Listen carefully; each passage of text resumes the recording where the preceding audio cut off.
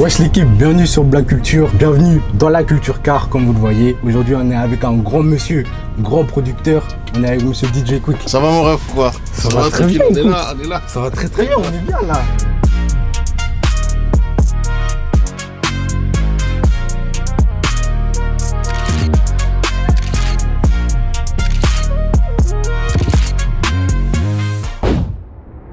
Welcome in the culture car. Là, tu vas sortir ton nouveau projet. Ouais, c'est ça. Comment tu as un peu travaillé ce projet en vrai de vrai? Bah, ce projet-là, bon, je l'ai travaillé.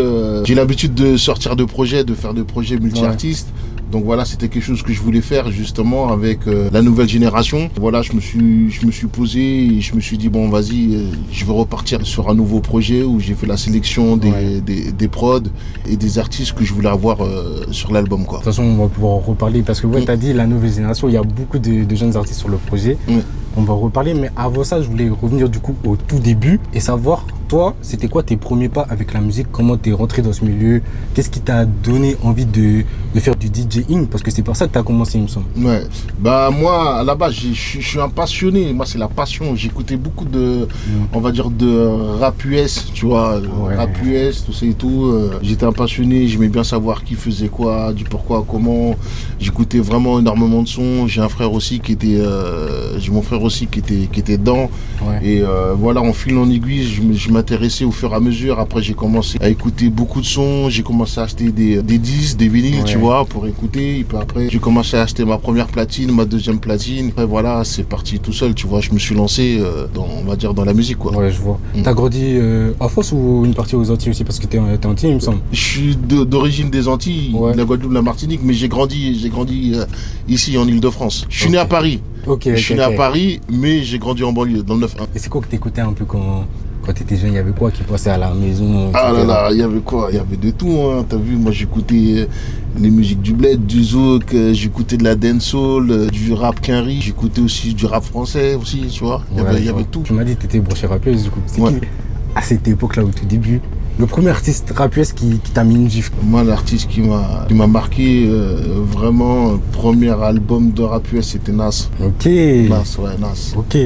Illmatic, tout ça, là? Illmatic, ouais. Illmatic, Nas. Ça, c'est le premier album qui m'a mis une gifle. Ouais, purée. Ah non, c'est vrai, moi, c'était fort. T'étais plus, du coup, East Coast? Non, après, moi, j'écoutais tout. Hein. J'étais pas plus East Coast ou West Coast. On écoutait tout, tu vois. Et vraiment, j'étais pas team East Coast, West Coast. Et on va dire, j'écoutais un peu de tout. Et donc, du coup, si tu devais retenir un seul son qui résume un peu cette période, cette enfance où tu rôdes dans la musique et tout, tu mettrais quel son? Ah là là là, il y en a plein, frère. C'est compliqué, hein. T'as vu, t'as du Nas, t'as du Biggie, t'as du Snoop, t'as même l'époque du groupe les Wu-Tang. Ah, tu veux rentrer dans mon univers. C'est ça. Ça, c'était quelque chose qui était... Tu vois, à cette époque-là, quand tu mettais des sons comme ça... tu vois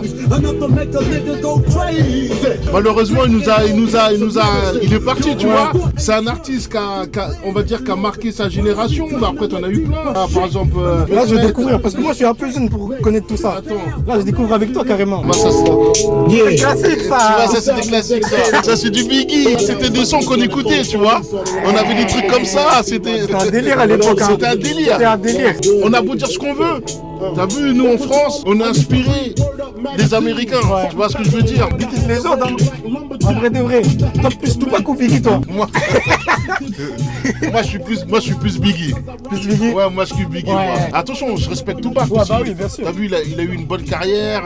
Ils ont eu tous les deux des chemins différents. La musique était différente. Ils ont apporté la culture là où elle est aujourd'hui, tu vois. C'est des artistes, c'est grâce à eux aussi s'il y a certains rappeurs qui sont là, tu vois. C'est vrai, ils ont apporté vraiment dans la communauté, tu vois. Le rap à exactement. Tu vois, ça c'était... Tu vois, ça c'était des... Tu vois. Ah ouais, mon gars. Ouais, c'était la West Coast. Ouais, ça.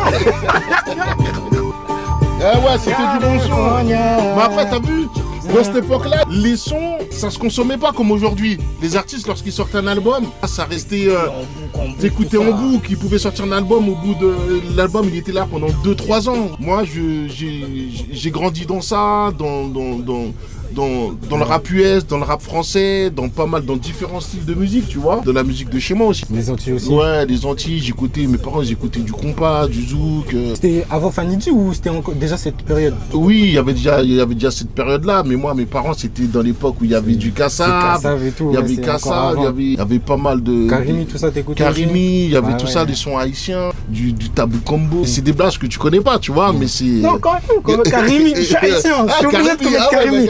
Je suis obligé de connaître Karimi quand même. Je connais pas tout, mais on a quand même quelques références, on essaye. C'est ça. C'est important. Il y avait pas mal de sons, tu vois. Après, moi, j'ai pas eu une direction vraiment où je me suis dit, voilà, j'écoute que de ça ou ça, tu vois. J'écoutais vraiment un peu de tout, j'étais ouvert.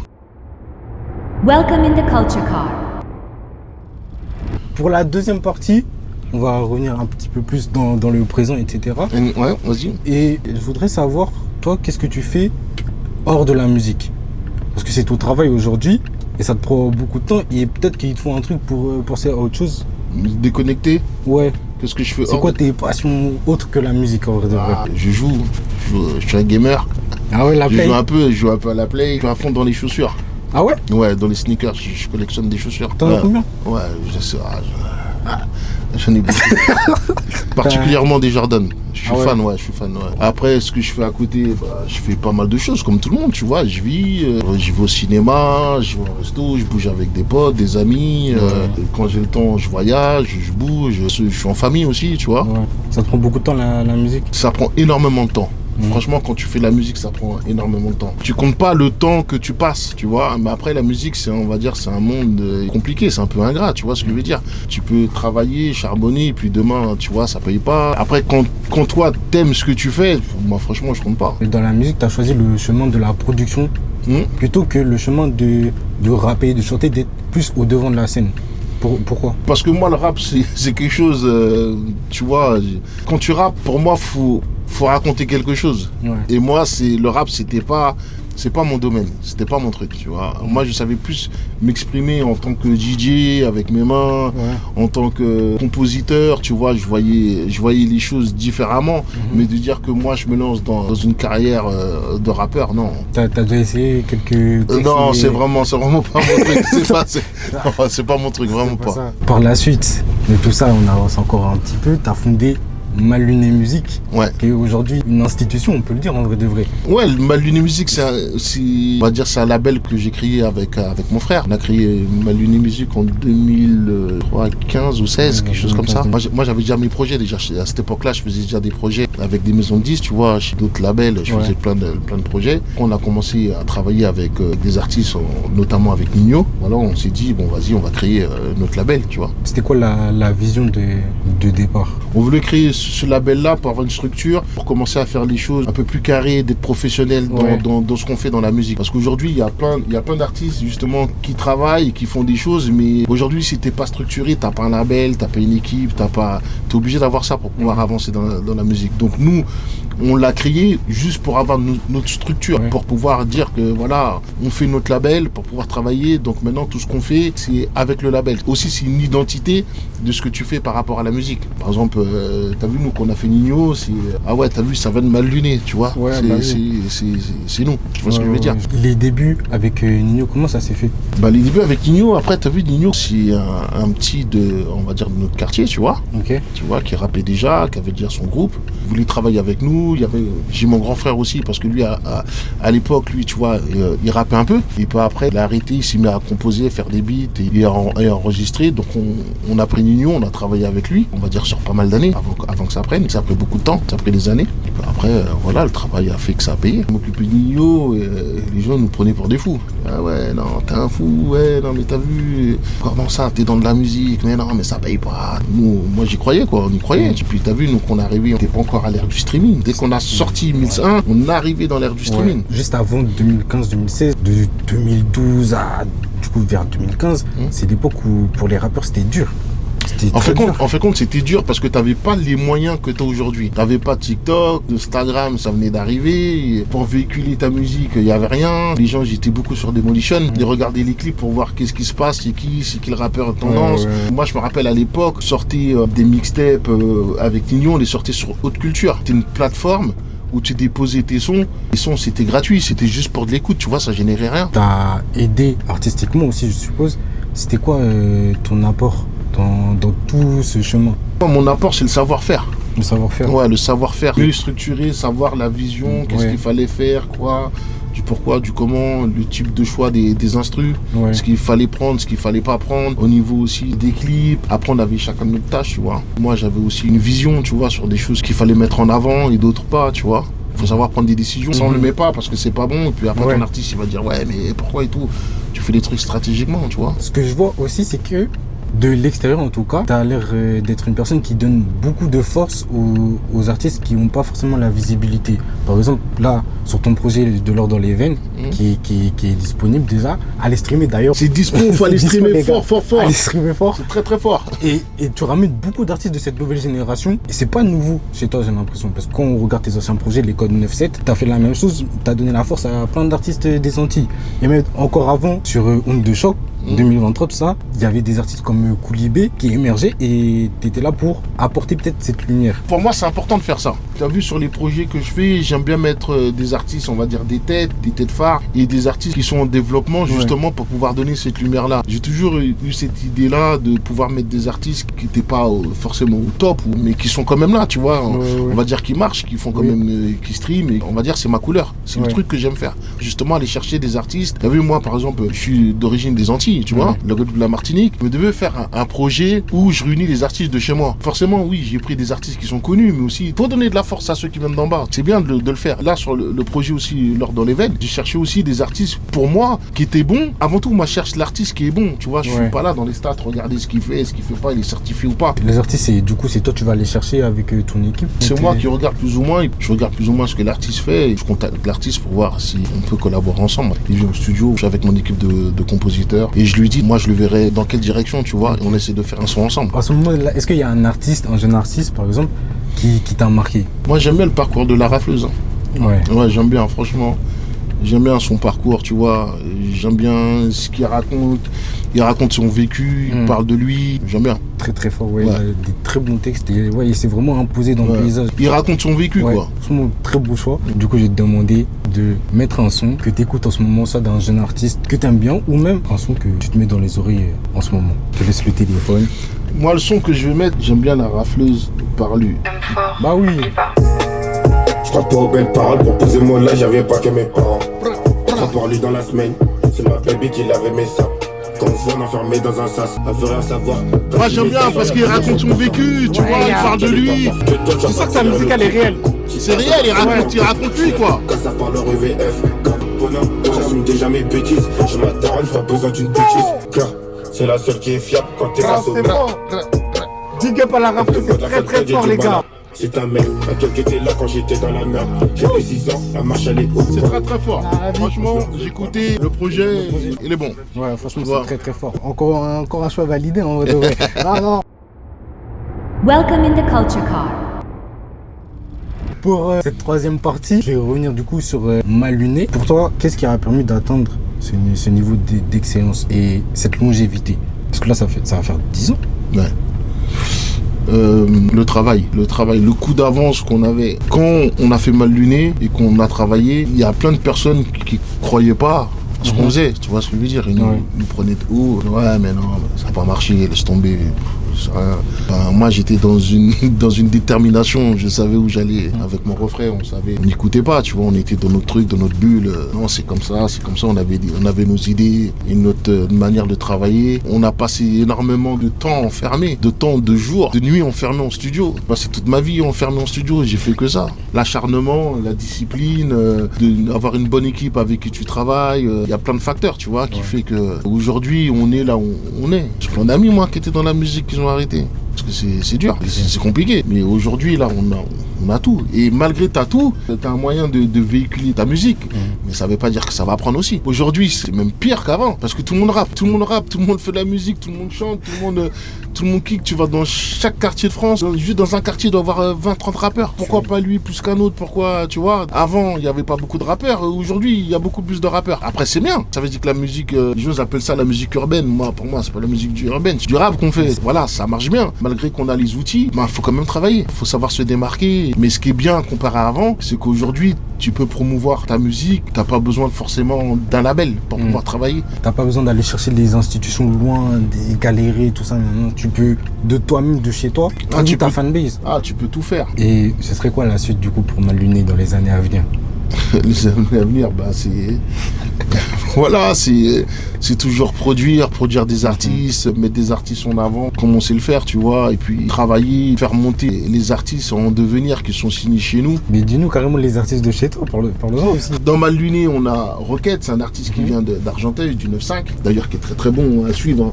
Roquette, attention, on a Diez aussi, un artiste qui vient du 9-1. On a un artiste qui s'appelle Tips, voilà, qui vient de Lyon. On a aussi on a Blasco, un artiste qui est avec nous depuis. Au moment où on a ces artistes-là, et voilà, c'est des artistes à suivre. Tous les Aurinois, ils sont à l'écran, les gars. Allez voir sur les réseaux, allez streamer tout ça, parce que c'est très fort, c'est la qualité Malluné, les gars.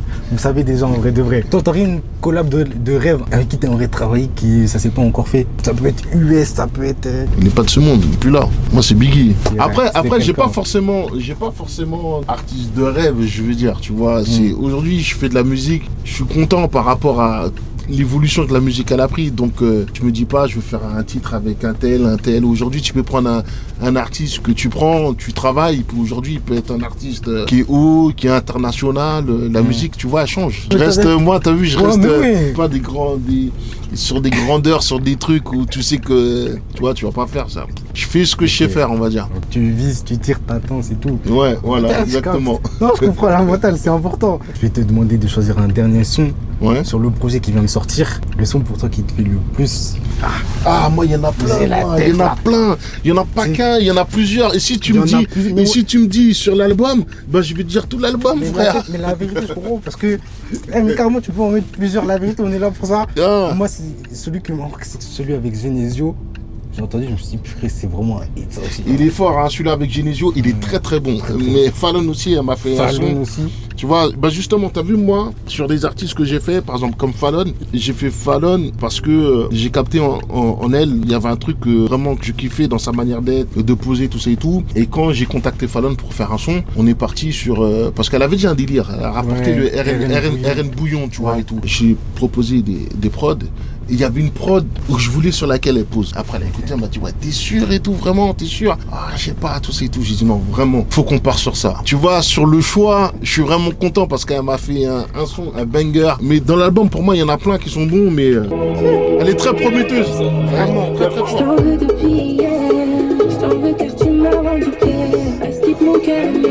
a besoin de ce constat là, on a besoin.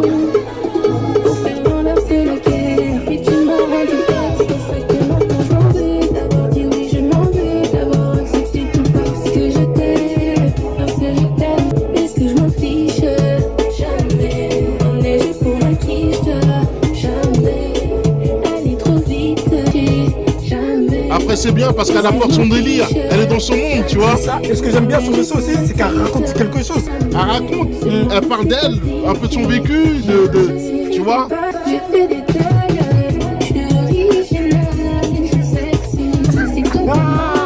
Après, t'as le son aussi, voilà, t'as le son avec Genesio aussi, qui est vraiment lourd. Celui-là, j'ai pété mon crâne. Les gars, t'entends pas ou quoi? Ça, c'est un hit, les gars. Moi, c'est un hit, les gars. Aujourd'hui, tout va bien, je suis plus sur le terrain de Tama. Aujourd'hui, tout va bien, j'ai redonné le sourire à maman. Le succès qui m'appelle, sur mon texte, ça résonne. Aujourd'hui, tout va bien, j'ai redonné le sourire à baba. Je suis de ces gars de dick. Nous, on ramasse des briques et des briques. J'étais pas là quand je faisais mon pain. Je sais même pas les bêtes et les nuits. J'envoie des pastés comme Luka Modric. Je souhaite une nouvelle terre. Pas de bonne pour je suis propriétaire. week-end, chaque jour de la semaine. Get le filet des gains. Je suis tout le temps Louis. Regarde-moi comment faire. Aujourd'hui tout va bien. Je suis sur la terre de dame. Aujourd'hui tout va bien. Pour moi, sur le projet, il y a plein d'artistes qui sont bons, qui sont prometteurs. Surtout que chacun apporte sa couleur et tout. C'est ce qui donne vraiment cette énergie au projet. Et franchement, moi j'ai archi kiffé aux premières écoutes et tout. Hein. J'ai voulu que les artistes restent dans leur univers. Et après, moi, justement, que je sois là, que je leur apporte justement une touche. Ou après, t'as vu, il y a des artistes qui ont reposé, ou il y a des artistes où le son où j'étais pas satisfait, tu vois. Au final, on a enregistré, on était obligé de refaire une autre session. Mais dans l'ensemble, t'as vu, je suis vraiment content. Zékoui, merci à toi pour ce moment, cet échange. Merci mon ref, on est là, ça bouge pas. Merci, ça bouge pas, on est là. T'as vu, merci d'avoir donné de la force, merci pour l'interview. C'est important. Le projet, les gars, il est disponible. L'or dans les veines. L'or dans les veines. Faut aller streamer, faut aller Les checker gars, ça. allez. C'est très très lourd, très très lourd. Très très fort. C'est qu'une jeune partie de